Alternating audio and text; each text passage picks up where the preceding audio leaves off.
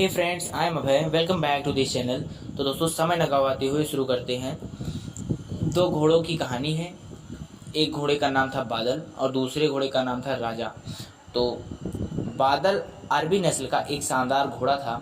वह अभी 1 साल का ही था और रोज अपने पिता के साथ ट्रैक पर जाता था।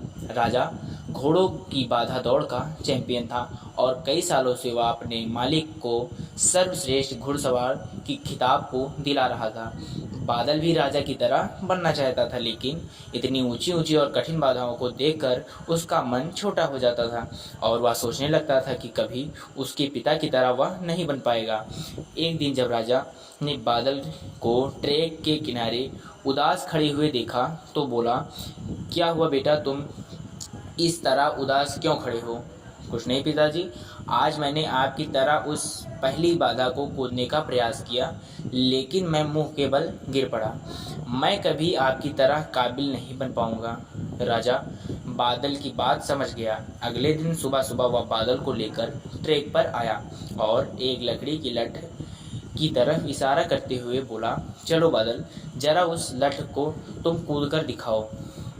बादल हंसते हुए बोला, क्या पिताजी, वो तो जमीन पे पड़ा है, उसे कूदने में क्या रखा है?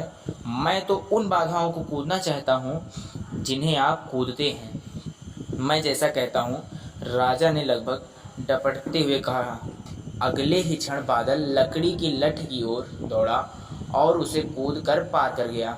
शाबाश, ऐसे ही एक बार और कूद के दिखाओ। राजा उसका उत्साह बढ़ाते हुए बोला। अगले दिन बादल उत्साहित था और शायद आज उसे बड़ी बाधाओं को कूदने का मौका मिले, पर राजा ने फिर उसी लठ को कूदने का निर्देश दिया। करीब 1 हफ्ते तक ऐसे चलता रहा। बादल से थोड़े और बड़े लठ कूदने की प्रैक्टिस कराई।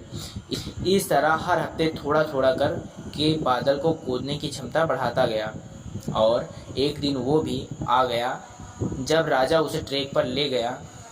महीने बाद आज एक बार फिर बादल उसी बाधा के सामने खड़ा था जिस पर पिछली बार वह मुंह के बल गिर पड़ा था। बादल ने दौड़ना शुरू किया। उसके टापों की आवाज़ सुनी जा सकती थी। 1 2 3 जंप और बादल बाधा के उस पार था। आज बादल की खुशी का ठिकाना ना रहा। आज उसे अंदर से विश्वास हो गया कि एक दिन वो भी अपने पिता की तरह चैंपियन घोड़ा बन सकता है और इस विश्वास के बलबूते आगे चलकर बादल भी एक चैंपियन घोड़ा बना। दोस्तों, बहुत से लोग सिर्फ इसलिए गोल्स अचीव नहीं कर पाते हैं क्योंकि वो एक बड़े चैलेंज को छोटे छोटे चैलेंज में डिवाइड नहीं कर पाते हैं। इसलिए अगर आप भी अपनी लाइफ में एक चैंपियन बनना चाहते हैं, एक बड़ा लक्ष्य हासिल करना चाहते हैं, तो सिस्टमेटिकली उसे पाने के लिए आगे बढ़िए। पहले छोटी छोटी बाधाओं को पार करिए और अल्टीमेटली उस बड़े गोल को अचीव कर अपने जीवन को सफल बनाइए। तो moral of the story is, जल्दी हार मत मानिए, बल्कि छोटे करिए और प्रयास जारी रखिए। इस तरह आप उस लक्ष्य को भी प्राप्त कर पाएंगे और आज असंभव लगता है वह संभव हो जाएगा। तो दोस्तों, यदि वीडियो पसंद आई हो तो लाइक करें और ऐसी प्रेरणादायक कहानी सुनने के लिए हमारे चैनल को सब्सक्राइब करें। धन्यवाद।